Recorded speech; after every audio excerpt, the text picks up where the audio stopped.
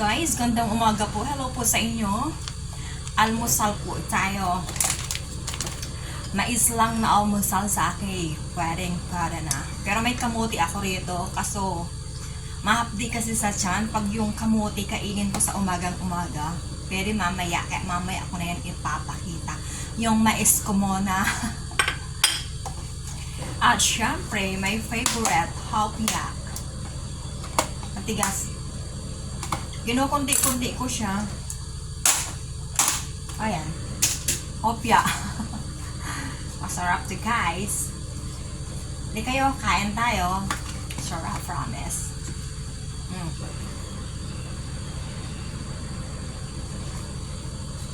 Ayan.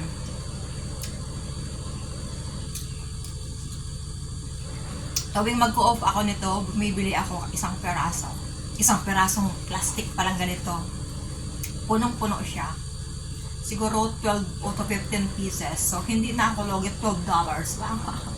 Favorite ko talaga to. Masarap kasi.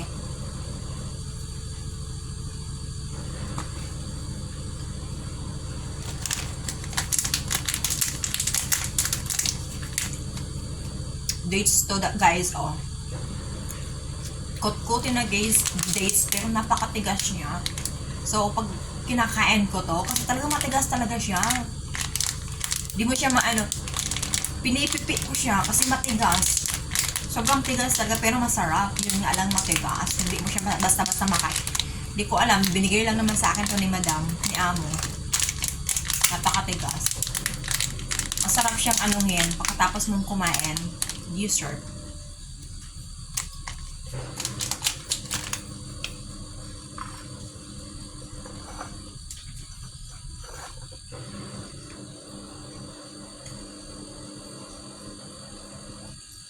Matagal na ako din nagkakape.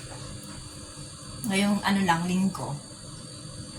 Last Sunday, bumili ako ng kape kasi talagang na-miss ko yung kape. Hindi na talaga ako bibili ng kape para hindi nga ako hindi ako mainggan yung uminom.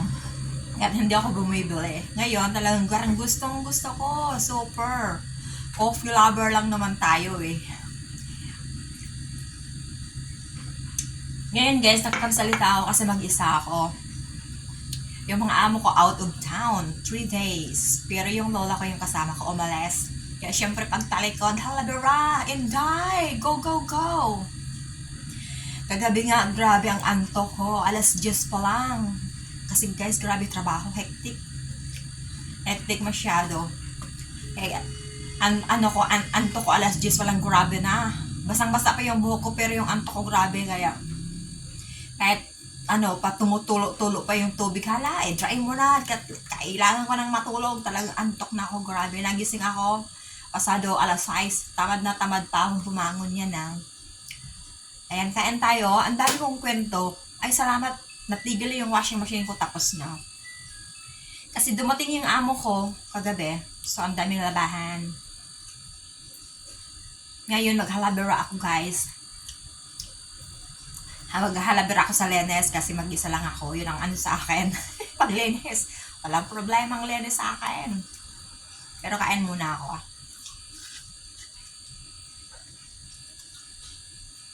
Masarap pa rin siya kahit ilang araw na.